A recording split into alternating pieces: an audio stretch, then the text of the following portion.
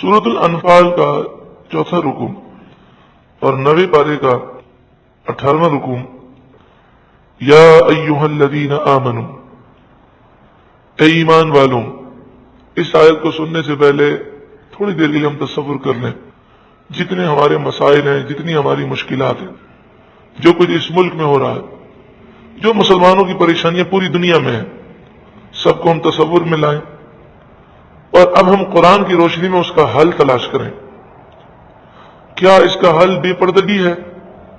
کیا فحاشی عریانی ہے؟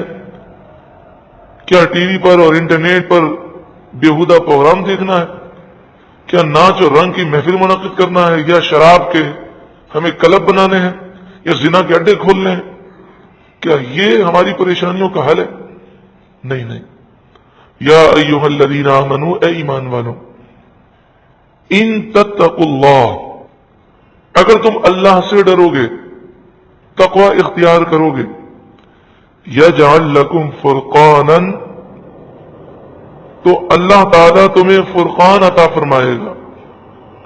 یعنی اللہ تمہیں وہ دے گا جس کے ذریعے حق کو تم باطل سے جدا کر لو گے. ایسی اللہ تمہیں قوت دے گا کہ تم باطل کو اٹھا کر پھینک دو گے. وَيُكَفِّرْ عَنْكُمْ سَيِّئَاتِكُمْ، اور اللہ تمہارے گناہ مٹا دے گا. وَيَغْفِرْ لَكُمْ، اور تمہاری بخشش فرما دے گا. وَاللَّهُ ذُو الْفَضْلِ الْعَظِيمِ، اور اللہ بڑے فضل والا. تو ساری پریشانیوں کا حل تقوی اور پرہیزگاری ہے. یہ تو بزرگوں نے جگہ جگہ لکھا. کتنے بھی آپ پریشان ہیں، ٹینشن میں ہیں، مصیبت میں ہیں، اب اللہ کی بارگاہ میں رو رو کر سچی پکی توبہ کریں، استغفار کریں، تو اس کی برکتیں فوراً ظاہر ہوتی ہیں اور پریشانیاں دور کر دی جاتی ہیں. وَإِذْ، اور یاد کرو جب، اے محبوب، يَمْكُرُ بِكَ الَّذِينَ كَفَرُوا، جب کافر آپ کے ساتھ مکر کرتے تھے، وہ آپ کے خلاف خفیہ پلاننگ کر رہے تھے، آپ کو شہید کرنے کا منصوبہ بنا رہے تھے. دار الندوہ میں، دار الندوہ یہ کافروں کا میٹنگ روم تھا. اس میں سارے کافر بڑے بڑے سردار جمع ہوئے، اور یہ ہجرت سے پہلے کا واقعہ ہے. اس میں شیطان نجدی بوڑھے کی شکل میں آیا. نجد ایک علاقہ ہے جس کا موجودہ نام ریاض ہے، جو سعودی گورنمنٹ کا دارالحکومت ہے. یہ جو نجد کا علاقہ ہے، نبی اکرم صلی اللہ علیہ وآلہ وسلم نے جب ملک شام اور ملک یمن کے لیے دعائیں کی تو صحابہ کرام نے عرض کیا، رسول اللہ نجد کے لیے بھی دعا کیجیے. تو رسول اللہ نے فرمایا، یہاں تو شیطان کے سینگ اگیں گے اور یہاں سے تو فتنے ہوں گے. تو نجد سے 2 فتنے اٹھے. ایک تو صحابہ کرام کے دور میں مسیلمہ کذاب کا فتنہ اٹھا جس نے جھوٹی نبوت کا دعویٰ کیا، اور دوسرا 12ویں صدی ہجری میں محمد بن عبد الوہاب نجدی کا فتنہ اٹھا. محمد بن عبد الوہاب نجدی، جس کا عقیدہ یہ تھا کہ میں مسلمان ہوں، مجھے ماننے والے مسلمان ہیں، اور ان کے علاوہ سب کافر، مشرک، بدعتی، واجب القتل ہیں، جن کا خون بھی حلال ہے، جن کی عورتیں بھی ہمارے لیے حلال ہیں. اس نے کئی علماء کو صرف یا رسول اللہ کہنے کی وجہ سے شہید کروایا. قتل و غارت گری کا بازار اس نے گرم کیا 12ویں صدی ہجری میں. اور تفسیر ساوی میں علامہ ساوی نے اور فتاوی شامی میں علامہ شامی نے لکھا کہ یہ جو نجدی ہیں، محمد بن عبد الوہاب نجدی کے پیروکار، یہ خارجی ہیں، اور یہ وہی لوگ ہیں جن کے متعلق رسول اللہ نے خبر دی تھی، قرآن بہت اچھا پڑھیں گے مگر قرآن کا نور ان کے سینوں میں نہیں ہوگا. نمازیں ایسی پڑھیں گے کہ تم اپنی نمازوں کو حقیر سمجھو گے، لیکن اسلام سے وہ باہر ہوں گے. نجدی بوڑھے کی شکل میں شیطان آیا، یعنی اس نے نجد کے رہنے والوں کا لباس پہنا ہوا تھا اور کہنے لگا، میں تمہاری میٹنگ میں شامل ہونا چاہتا ہوں، شاید میں تمہیں اچھا مشورہ دے دوں. تو کافروں نے بٹھا لیا. اب انہوں نے منصوبہ بنایا، کہنے لگے ایسا کرتے ہیں کہ رسول اللہ صلی اللہ علیہ وآلہ وسلم کی دعوت کو روکنے کے لیے انہیں ہم قید کر لیتے ہیں، رسیوں سے باندھ کر کسی قید خانے میں ڈال دیتے ہیں. تو یہ شیطان جو نجدی بوڑھے کی شکل میں تھا کہنے لگا ایسا مت کرو، کیونکہ ان کے ماننے والے بڑے عاشق ہیں، یہ حملہ کر کے چھڑا لیں گے۔ تو انہوں نے کہا ایسا کرتے ہیں کہ ہم ان کو ملک بدر کر دیتے ہیں، کہتے ہیں بھائی مکے میں آپ نہ رہیں، کسی دوسرے شہر میں چلے جائیں۔ تو بوڑھے نجدی نے یعنی شیطان نے کہا یہ تمہارا مشورہ بھی غلط ہے، اس لیے کہ اس صورت میں یہ جس شہر میں جائیں گے ان کی شخصیت ایسی متاثر کن ہے کہ سب ایمان لے آئیں گے، اور پھر وہ مل کر حملہ کریں گے اور تمہارے شہر کو فتح کر لیں گے۔ تو ابو جہل بولا ایسا کرتے ہیں کہ ہم انہیں قتل کر دیتے ہیں، لیکن سوال یہ ہے کہ جب قتل کریں گے تو بنی ہاشم جو رسول اللہ کا خاندان ہے بڑا طاقتور ہے، تو وہ ہم سے بدلہ لے گا۔ تو ہم ایسا کرتے ہیں کہ ہر خاندان کے ہر قبیلے کے دو دو جوانوں کو پکڑتے ہیں، اور اس طرح ہر خاندان کے دو جوان مل کر حملہ کرتے ہیں۔ تو جب بنی ہاشم پوچھیں گے کس نے قتل کیا، تو ہم کہیں گے یہ 100-200 جتنے قبیلے ہیں سب نے مل کر قتل کیا، تو اتنے قبیلوں سے وہ مقابلہ کرنے کی طاقت نہیں رکھیں گے، تو لہذا پھر دیت پر بات چلی جائے گی اور ہم انہیں مالی معاوضہ ادا کر دیں گے۔ تو بوڑھا نجدی یہ شیطان اچھل پڑا اور کہنے لگا ابو جہل نے بہت اچھا مشورہ دیا ہے، ایسا ہی کرنا چاہیے۔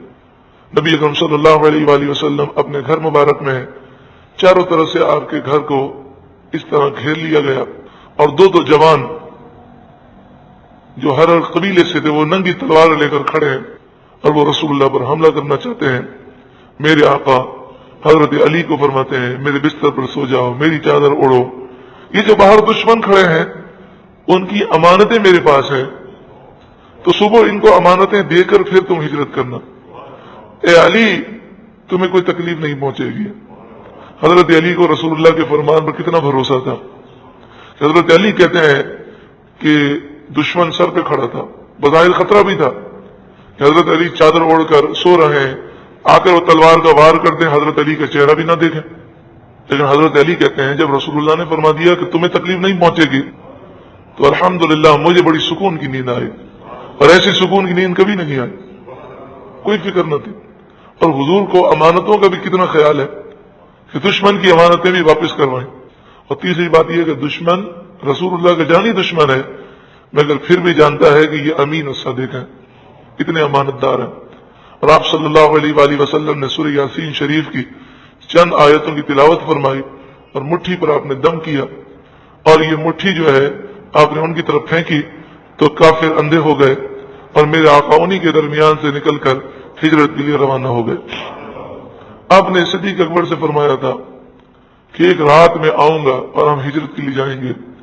جب آپ صدیق اکبر کے گھر پر پہنچے اور دستک دی، آپ صلی اللہ علیہ وآلہ وسلم کے دستک دینے کا جو انداز ہے، جس طرح ہمارے یہاں دروازہ پیٹتے ہیں، یہ سنت نہیں ہے، یہ زور زور سے بیل بجاتے رہتے ہیں، یہ طریقہ صحیح نہیں ہے۔ کہ آپ صلی اللہ علیہ وآلہ وسلم کا طریقہ مبارک یہ تھا کہ آپ ناخن مبارک سے دستک دیتے، اتنی دستک دیتے کہ وہ سن لیتا۔ تو آپ رات کے وقت ناخن سے دستک آپ نے دی تو فوراً صدیق اکبر نے دروازہ کھول دیا، اور وہ بالکل تیار ہیں۔ تو رسول اللہ نے فرمایا کہ تم تیار ہو؟ تو عرض کیا رسول اللہ آپ نے کہا تھا نا ایک رات میں آؤں گا، تو میں کسی رات سویا نہیں ہوں۔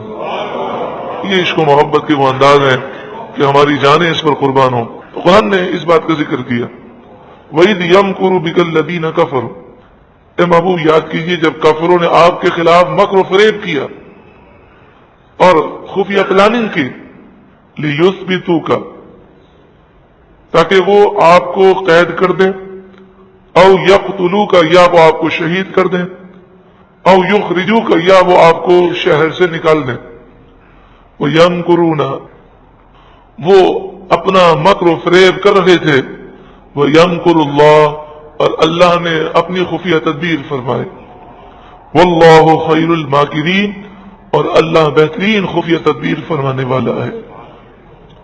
وَإِذَا تُتْلَى عَلَيْهِمْ آيَاتُنَا، اور جب ان پر ہماری آیتیں پڑھی جاتی ہیں، قَالُوا قَدْ سَمِعْنَا، تو مذاق اڑاتے ہوئے کہتے ہیں ہم نے سب سن لیا، لَوْ نَشَاءُ، اگر ہم چاہیں، لَقُلْنَا مِثْلَ هَذَا، تو ہم بھی ایسا کلام بنا سکتے ہیں، إِنْ هَذَا إِلَّا أَسَاطِيرُ الْأَوَّلِينَ، کہتے ہیں یہ تو پچھلے لوگوں کی قصے کہانیاں ہیں. وَإِذْ قَالُوا اللَّهُمَّ إِنْ كَانَ هَذَا هُوَ الْحَقَّ مِنْ عِنْدِكَ. اور یاد کرو جب وہ کافر بولے اے اللہ اگر یہ قرآن تیری طرف سے حق ہے تو ہم تو نہیں مانتے، تو تاخیر کس بات کی ہے؟ فَأَمْطِرْ عَلَيْنَا حِجَارَةً مِّنَ السَّمَاءِ.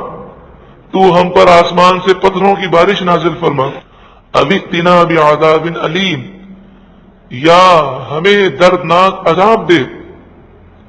اپنے منہ سے عذاب مانگ رہے ہیں، ظالم ہے، کافر ہے، مگر عذاب نازل کیوں نہیں ہو رہا؟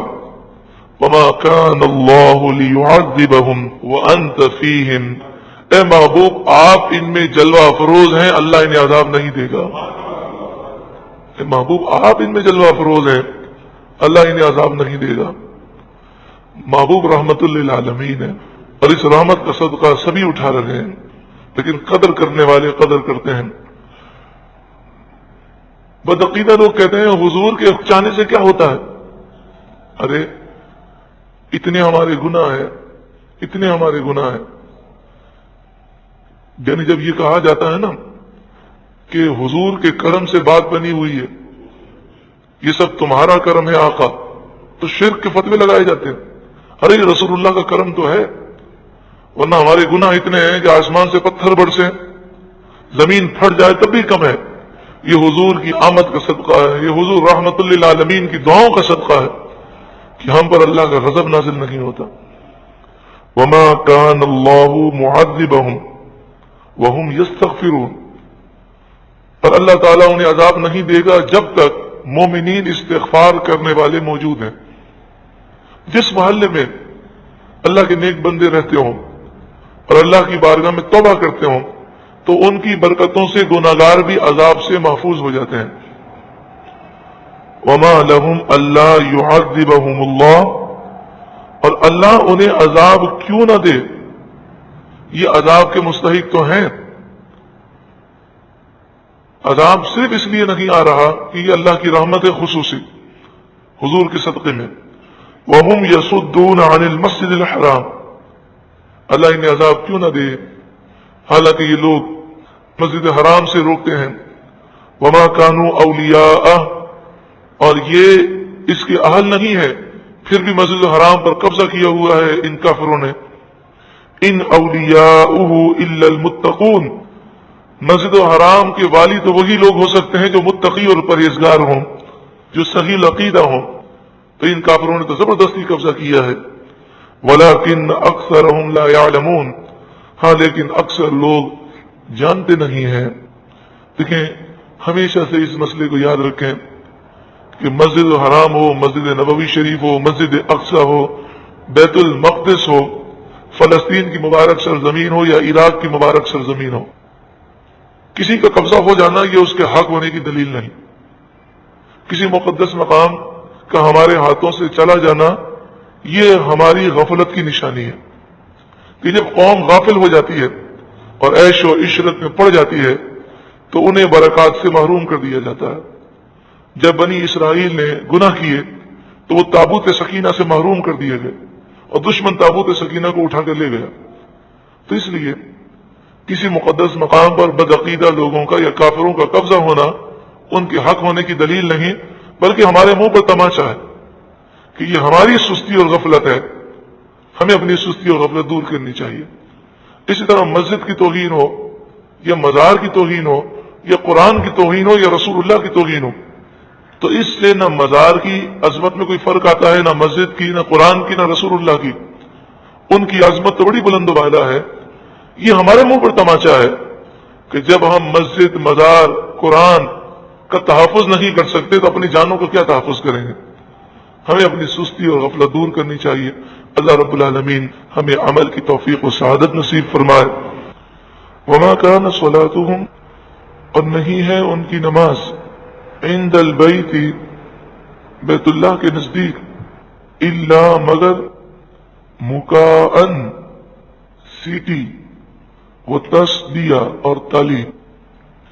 یہ مسجد الحرام میں آ کر یہ جسے عبادت کہتے ہیں وہ کس چیز کو عبادت کہتے ہیں؟ یہ سیٹیاں مارتے ہیں اور تالیاں مارتے ہیں، اور خانہ کعبہ کا طواف اس طرح کرتے ہیں جیسا کہ مفسرین نے لکھا کہ دن کے وقت کفار پورے ننگے ہو کر خانہ کعبہ کا طواف کرتے، 360 بت جو نصب تھے ان کی پوجا کا ارادہ کرتے، سیٹیاں مارتے ہوئے، تالیاں مارتے ہوئے، یہ انداز تھا طواف کرنے کا، اور یہی کام عورتیں رات کو کیا کرتے ہیں۔ تو مسجد الحرام شریف میں تالی مارنا، سیٹی مارنا، یہ کافروں کا طریقہ ہے، تو لہذا مسجد الحرام ہو یا مسجد الحرام سے باہر سیٹی مارنے سے اور تالی مارنے سے بچنا چاہیے۔ لیکن یہ انگریزی تہذیب ہے کہ بات بات پر تالیاں ماری جاتی ہیں اور چھوٹے چھوٹے بچوں کو تالی مارنا سکھایا جاتا ہے۔ تو اگر ہم اس تہذیب کو ختم کریں اور اپنے بچوں کی یہ تربیت کریں، اپنے مسلمان بھائیوں کی تربیت کریں کہ تالی مارنا، سیٹیاں مارنا یہ کافروں کا طریقہ ہے، مسلمان ان فضول کاموں سے بچنے والا ہوتا ہے۔ اسی طرح آپ مسجد الحرام میں حاضر ہوں، اللہ تعالیٰ ہم سب کو بار بار حاضری نصیب فرمائے، تو وہاں پر بعض لوگ بات بات پر تالیاں مارتے ہیں، وہ کسی کو اگر اٹھانا بھی ہوتا ہے تو تالی مار مار کے اٹھاتے ہیں، تو یہ وہی زمانے جاہلیت کا انداز ہے کہ کفار مسجد الحرام میں تالیاں مارتے تھے اور قرآن نے اس کی مذمت کی۔ تو وہاں جو بدعقیدہ لوگ ہیں جنہیں نجدی کہتے ہیں، جو مسلمانوں پر شرک اور بدعت کے الزام لگاتے ہیں، انہیں وہی کفار کی زمانے جاہلیت کی عادت ملی ہوئی ہے کہ یہ کسی سے بات بھی کرتے ہیں، اٹھانا بھی ہو، کسی کو مخاطب بھی کرنا ہو تو زور زور سے تالیاں مارتے ہیں۔ اللہ تعالیٰ انہیں ہدایت نصیب فرمائے۔ پھر ان کی دیکھا دیکھی بیچارے پاکستانی جو یہاں سے جاتے ہیں وہ بھی مسجد الحرام میں ایک دوسرے کو تالیاں مارنا شروع کر دیتے ہیں۔ تو کوئی آدمی غلط کام کر رہا ہے تو ہمیں اس کو دیکھا دیکھی غلط کام نہیں کرنا چاہیے۔ وہاں پر قرآن مجید فرقان حمید کی بے حرمتی کی جاتی ہے، قرآن کو زمین پہ رکھ دیتے ہیں، قرآن پاک کو چپل پہ رکھ دیتے ہیں، قرآن کو اپنے قدموں پر یعنی پیروں پر رکھ دیتے ہیں۔ تو بجائے اس کے کہ پاکستانی مسلمان انہیں سمجھائیں، وہ بھی دیکھا دیکھی چند دنوں کے بعد وہ بھی حرکتیں شروع کر دیتے ہیں۔ مسجد الحرام ہو، مسجد نبوی شریف ہو، بیت المقدس ہو، شام کے مقدس مقامات ہوں یا عراق کے مقدس مقامات ہوں، یا یمن کے مقدس مقامات ہوں یا اردن کے ہوں، ہمیں شریعت کو دیکھنا ہے۔ جہاں بھی غلط کام ہو وہ غلط ہی ہے، لہذا انہیں دیکھ کر ہمیں اس کی پیروی نہیں کرنی چاہیے۔ فذوقوا العذاب، تو اب اللہ کا عذاب چکھو، بما کنتم تکفرون، اس وجہ سے کہ تم کفر کیا کرتے تھے۔